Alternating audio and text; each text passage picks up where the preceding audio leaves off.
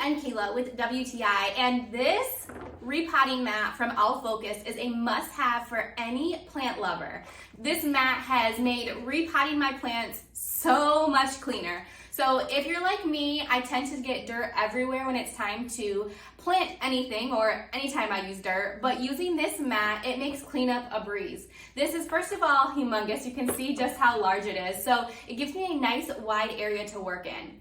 I love how durable it is. It's really made of a nice material and has really nicely sewn edges so that there is no fraying. Each corner of this mat has a snap. So when I snap them all together, it gives me a nice little edging around the outside of the mat so that the potting soil doesn't roll off of it.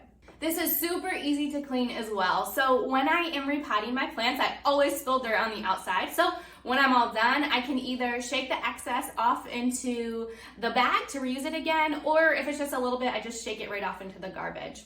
When it's time to clean the mat, I simply wipe it off with a wet paper towel, and it wipes up so nice and clean.